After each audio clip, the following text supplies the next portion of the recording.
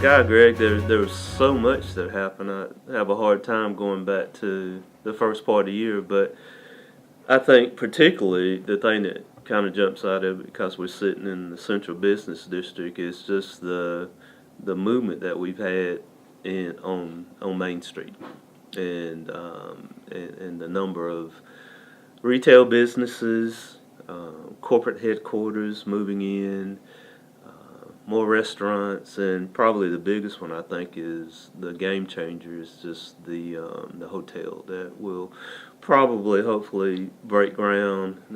We just got some approvals from the Board of Architecture Review on design.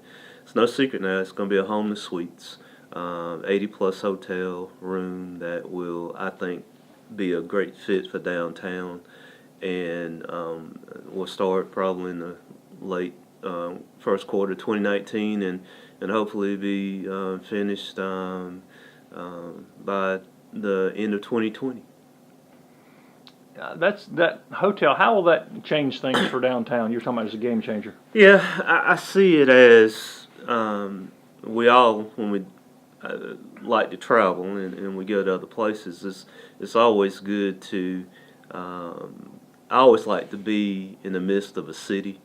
I like to be able to park my car and have some options and not be able to get back in it.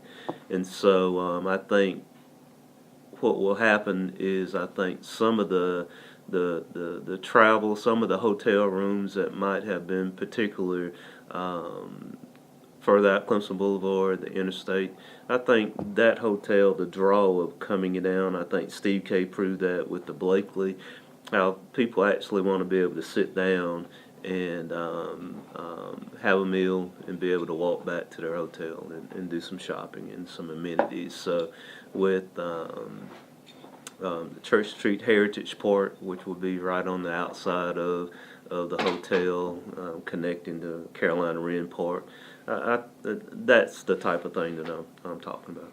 And since you mentioned it, the Blakely Center downtown now is beginning to bring more things into downtown. It is, and I think, and I've said this for a couple of years, I think we will be a regional player in smaller conferences. I think the aspect of having that hotel right across the street from the event center, and being able to be in close proximity to the hotels and restaurants and retail. I think the Blakely Inn will benefit from that regional play too. So I'm pretty excited about all that. It's not new things, but ongoing things that seem to continue to grow. The city's recreation program seems to continue to thrive and grow. Yeah, I mean, we program recreation for what I would call School District 5, the urban area, 80,000 people, along with the YMCA. But we're a big player in that youth aspect of programming. So that part of it continues to grow. We don't have enough ball fields and soccer fields and football fields to accommodate the growth, but we make it work. Are there any plans to expand the recreation center where people are working out? It seems to be getting more crowded too. It is. I mean, hindsight being 2020, it should have been built bigger, but that's hindsight. But we do have in our recreation master plan, we do have an aspect of creating another wing to that. I think what we've seen is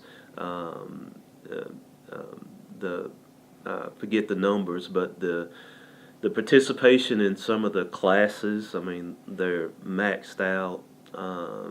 It's become a place where I would say gray-haired people like me and you, but it's a very good magnet for our seniors. And very affordable. Very affordable. Whether you're in the city or in the county, is very affordable. So we think it does fill a niche in the fitness arena here in the county. About the other parks, it seems like people are using Lindley more and some of the other city parks. I know Yeah, yeah. y'all are finding creative ways We to are, fund those. I live right above Lindley, and I see the use of Lindley Park a good bit, and all the other parks that we have in the system. Um, the connectivity of green spaces is important. We are in the final stages of engineering and getting our plans together for the extension of the Lindley Park Trail to the rec center to B. Thompson Park. And so I think that's going to be key too. Um, it always makes me think about when I think about that leg of the park, just the entrance into downtown. If you haven't noticed, we are right outside of Earl Street. We have plans, which we call which is I think around here we call it the Under the Bridge project. But we are getting some work done. DOT is doing some work to that section of the Murray Street Bridge, which will allow us to beautify that area into another park. And I see that as being an entrance into our downtown through the bike and pedestrian trail that we're working on too. Well, in talking about those plans, y'all really released a major sort of proposal, shock the block, to try to redo some things downtown. Yeah, Tell me a little bit about that. yeah. We won a grant from the Municipal Association, a $25,000 match grant, and that allowed us to hire the consultants to come in and just get some public input about what several different areas of the city could look like. And I was, through a series of meetings, and I think the Economic Development, Kimberly Spears and her folks, there were over 400 people over the course of that period of time that participated. But what it does do for us, and we've seen this happen in so many other cities, where you can, if a developer comes into town, we can say, here's what we think should go in this space. Here's what we think. And I thought about the old Cahaley building at the corner of Murray and Whitner, and the proposal there, right on that space. And so it just gives us a tool to help in the development. And I think some great ideas came out of it from just the public sector. It's amazing how if you let different eyes see something, and they envision something that I completely didn't think of. I think if you look at that plan, the old Thunderbird Hotel, and how those retro hotels are coming back into play, and so it'll be a tool, just like a lot of the other things. It's not a lot. Some people have asked me, a children's museum. Yeah, that would be a great spot, but it's just a suggestion. And the public sector and the private sector, we have to work together to do a lot of those things. And that included a new welcome to downtown as well. That Yeah, the old Sears building area coming into downtown. yeah, we thought that was green spaces and stuff. Yeah, and we kind of played with that area, and that is the entrance to the city, and we need to. I think one of the things I thought was interesting out of that plan is that we need to pronounce that you're entering downtown, and I like the idea about the mural on the wall there, and the old Rite Aid building is an important piece of that.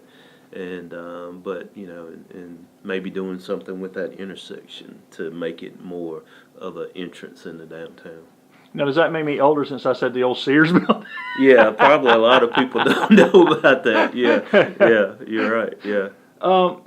Talking about that, though, I want to get back to something else. But about Carolina Wren Park seems to continue to get more use every day. It seems like every time I'm down there, there's people down there all year round now. It does. I mean, it's when I think about dating ourselves again, the old Belt building, and how the city purchased it, and we should have purchased it years ago. And I'm really proud of how our council had the foresight into looking at a green space there, you know, and I think it's been a catalyst for some of the other things that will happen there. What we call the old gray building, I just went by there. Groucho's is coming into play. I'm very thankful for the work that has been done at the old movie theater and Grace Church being there. And I think the next game changer, it seems like I'm losing that term a lot these days, is the County Square project.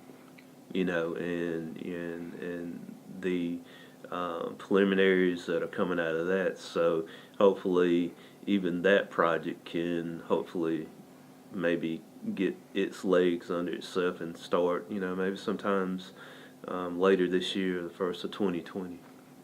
I'm glad you mentioned that, because one of the things I noticed this year was it seemed to be a banner year for county-city cooperation.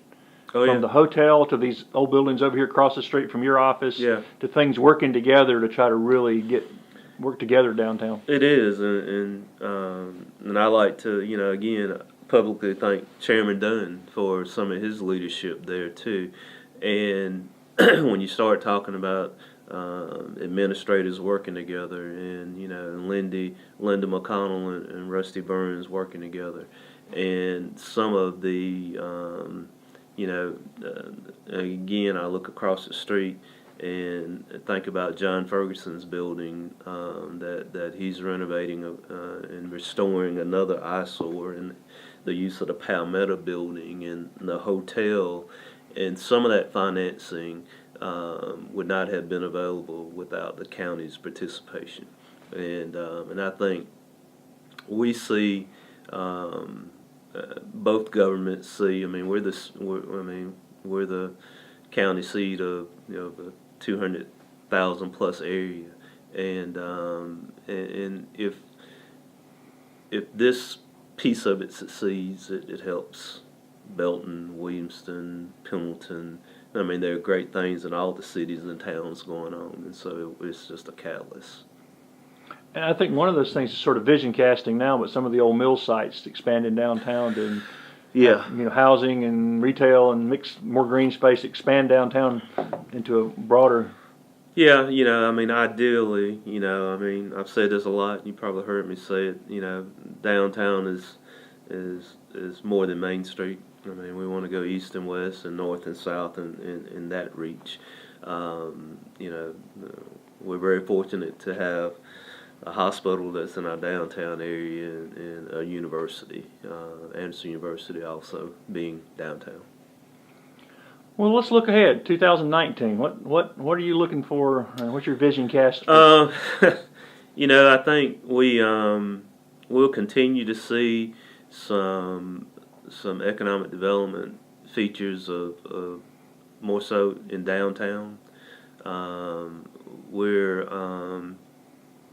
We're financially strong. We had a very good year.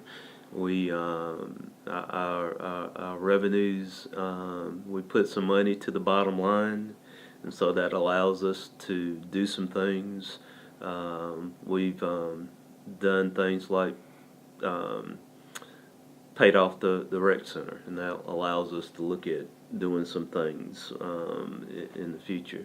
I think from an infrastructure point of view, we are looking to take down the old McDouglas Funeral Home. I think that's another piece of what can be, and spreading downtown more toward the south end. We'll continue to try to work with affordable housing across the city. If you hadn't been by Homes of Hope project on 61 Hills, that's impressive. And so we'll continue to try to work with companies like Nehemiah and Homes of Hope, and trying to build affordable housing. We'll continue to take down houses. We've got a lot of work to do, and it's going to take a team effort. Well, this last question is very broad, I know, but if somebody just stumbled across this video on YouTube or somewhere, and why would they want to consider relocating to Anderson, making Anderson their home? Well, you know, I've become very interested over the last year and a half, 2 years, of just the region, you know, and a lot of it is people are very familiar with I-85 on the Atlanta. We're halfway between Atlanta and Charlotte, but I am the economic development folks are talking about mega regions, and we just so happen to be in what we call the Piedmont Atlantic mega region, and it's one of the big, the fastest growing mega region in the country, and they describe that as being from Birmingham to Raleigh, and so we're right in the midst of that. In Greenville, Spartanburg, Anderson, we're the sixth largest urban area in the mega region. So people found us, you know, and we've got to, and they're going to come. When you start looking at amenities like Lake Hartwell, and you look at affordability, and you look at some of the growth that we've had. So when people are looking at our area, I think I like the report that was published. The folks that are looking at County Square, they described our town as charming, and we want to keep that appeal. A lot of times people say, you know, let's be like Greenville, and you know, I'm very careful to say, you know, Greenville's done a great job, but it's grown a lot, and so you have to be careful what you wish for. So I think when people are looking at Anderson, I hope that we can still provide a very family atmosphere, a charming area downtown with green spaces, affordability, transportation, ease, and so we I think that's an attractive part of it in looking at Anderson.